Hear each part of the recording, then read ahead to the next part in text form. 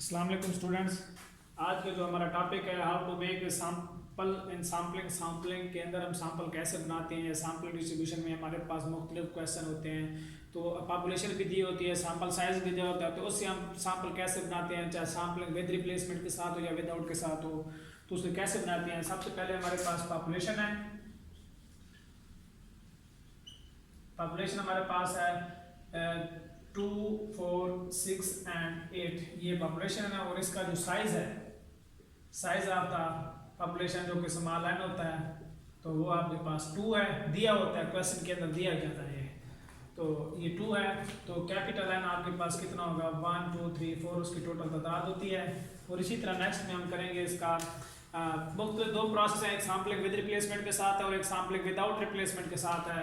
तो इसी के साथ फर्स्ट में आपके पास है, हम करते हैं विद रिप्लेसमेंट के साथ।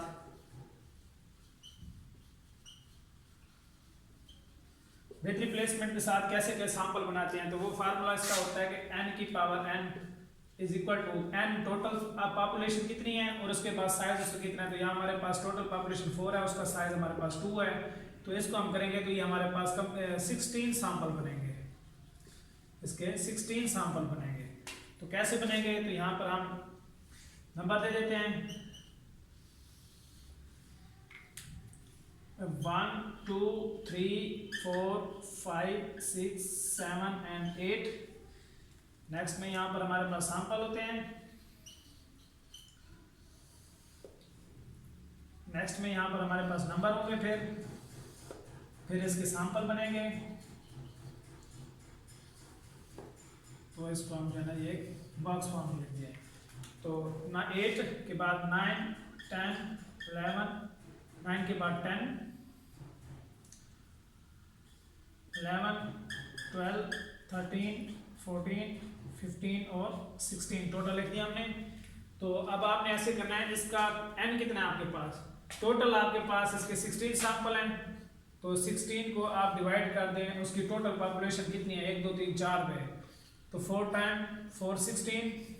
तो आप ऐसा करें, हर एक ऑब्जर्वेशन को 4 टाइम लिख दें, 1, 2, 3, 4, उसके बाद नेक्स्ट 4, 1, 2, 3 एंड 4।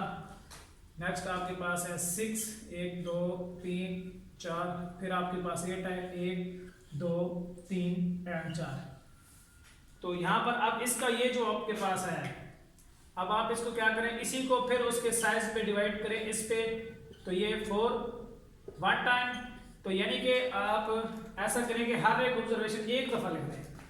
तो कॉमा लगा के, तो ये पहले 2 है, फिर 4, फिर 6 और फिर 8, ये 1 टाइम लिखिए। आप फिर भी इस तरह 1 टाइम लिखेंगे, 2, 4, 6 एंड 8, फिर क्या है 2, 4, 6 एंड 8, 2, 4, 6 एंड 8।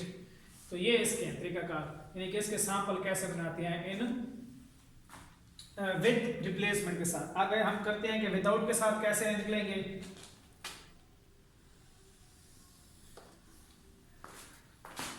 वो हमारे पास होंगे विदाउट रिप्लेसमेंट के साथ।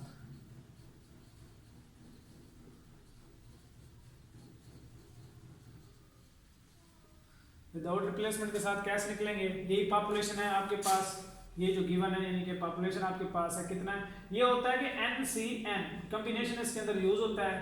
तो ये 4, ये C उसको कहते हैं, आप इसको ऐसे भी लिख सकते हैं कि NCN, इस तरह भी लिख सकते हैं। तो ये होगा आपके पास 4C2। तो इसको जब सॉल्व करेंगे तो कैलकुलेटर पे इसका आंसर आपके पास 6 आएगा। कैलकुलेटर के जरिए इसको सॉल्व करेंगे। ये होता है वैसे n factorial divided by x factorial into n minus x का होल फैक्टोरियल। तो इसका ये 6 आ गया आपके पास। अब यहाँ पर आप क्या करेंगे, नंबर देंगे 1, 2 एंड 3 सैंपल, फिर इस तरह इसका नंबर दें, फिर उसकी इसी तरह सैंपल बनाएं। तो इसको ऐसे लिख देंगे, तो ये 3, 4, 5 एंड 6। तो सैंपल इसके कैसे बनाएंगे, यही पॉपुलेशन आपके पास। अब इसके अंदर विद आउट रिप्लेसमेंट के अंदर रेपिटेशन नहीं होती, यानी कि आपके पास वैल्यू दोबारा नहीं आ सकती। अब 2 है तो ये 2 2 नहीं आएगा, ये 2 4 आएगा आगे की जानिब, यानी कि ये 2 4 हो गया।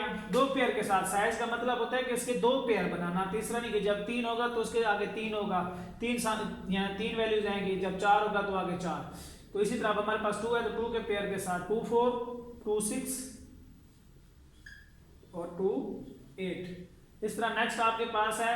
अब यहाँ पर फिर जो है ना आगे रिवर्स नहीं जाना, 4 है तो 4 2 नहीं आएगा, 4 6 आएगा।